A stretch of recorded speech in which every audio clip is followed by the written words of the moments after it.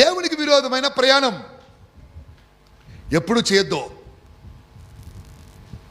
ఎక్కడా చేయొద్దు, ఎవరు చేయొద్దు. దేవునికి విరోధమైన ప్రయాణమే కీడుకు మూలమగును, నీ ద్వారా కొందరికి కీడు జరిగే అవకాశం కలుగును. యోనా దేవునికి విరోధమైన ప్రయాణం చేసెను, తన ప్రయాణిస్తున్న ఓడవారికి అందరికీ కీడు కలిగిను. ఎవరి వలన ఈ కీడు మనకు సంభవించును అన్న ప్రశ్న వల్ల ఏర్పడిను.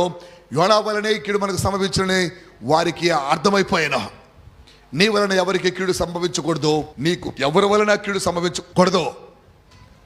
అప్పుడే మనము దేవునికి మహిమ తెచ్చిన వారం అవుదాం. ఇవన్నీ జరగాలి అంటే దేవుని యొక్క వాక్యమును అంగీకరించడము తప్ప వేరే మార్గము లేనే లేదు. నా ఉపదేశమును అంగీకరించేవాడు సురక్షితముగా నుండును, వాడి కీడు రాదు, మేలు వచ్చును. నివసించేవాడు కీడు వచ్చునన్న భయము లేకుండా నెమ్మదిగా నివసించును. ఉపదేశం వినండి, వాక్యాన్ని వినండి,